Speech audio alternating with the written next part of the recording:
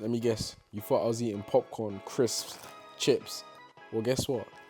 They're actually just grapes. The mistake I used to make a lot was think I could never enjoy the foods I enjoyed, but what I realized is I can enjoy it just in moderation. I like to implement an 80-20 ratio. That basically means I'm eating 80% real whole foods that would be classed as healthy, and 20% of the time I'd eat food which would typically be classed as junk food. What type of junk food? Cookies, crisps, maybe some chocolate. Bro, you finished that. I know. Crazy. So what are the type of good snacks that you would have? Grapes. I eat a lot of fruit, vegetables, salad. I don't believe you, man. Do you actually eat good snacks? Let's be like, I love grapes, bro. You're training 5, 6, 7 times a week and then you're wondering why your body's aching. It's because you're not giving yourself time to recover. One thing I like to do is make sure I'm getting enough water. The last position I want to be in is dehydrated. It's summer. Like, we're in the hottest period of the year, even in a cold country like England.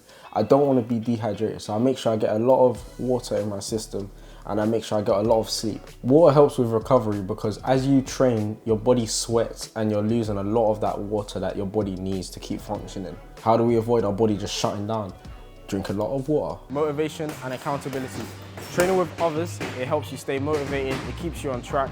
If I'm skipping and I keep making mistakes, I keep tripping over my skipping rope, and I look to my right and I see my friend and he's going smoothly, I don't want to lose, even if it's to him. So Good round, man. yeah, it was good. You had a good jab that round, you know. Huh? You had a good jab. Should do some more Thursday. You on it?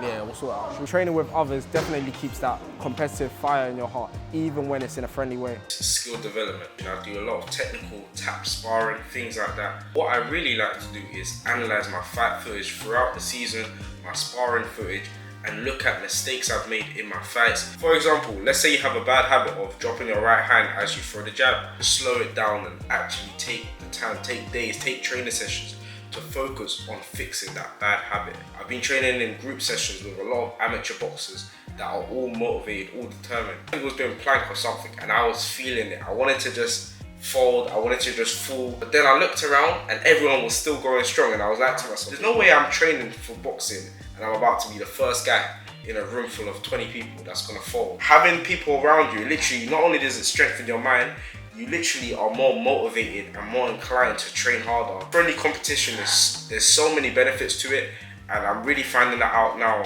recently. And it gives you a direct comparison, someone you can directly compare yourself to.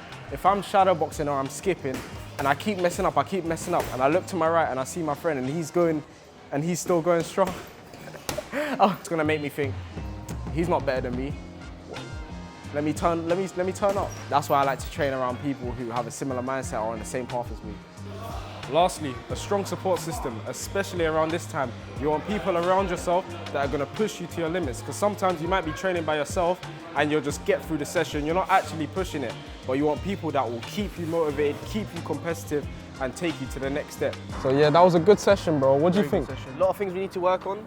Next season, there's a lot of stuff. Maybe 20 plus bouts next season. 20 plus fights next season. Right now, there's no fights. It's summer, it's off season. We're just working on the nitty bitty stuff, fine tuning our game. But next season, we're gonna have so many more fights, bro. On it. The guy who gets me the fights will get me out all the time. If you're fit and you're on boxing all the time, if you're not training, if you're always slacking, he's not gonna put you in fights. Coaches, if you show to your coaches you're ready, and like Elias said, you're one of the serious guys, they're gonna prioritize you. Whereas if you're not, and you're not being too serious, they're not really gonna prioritize you. In a job, they want the most serious people, they want the serious workers. We're the most serious workers, and we're ready to show that next season. Ready for anything, you'll see it. You'll see next season. He's already Capital Cup winner, so next season looking to win. King of the Ring.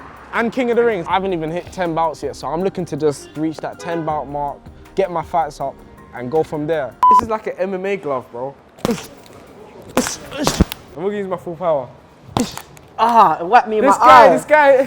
What happened? The lace. Oh shit, my bad.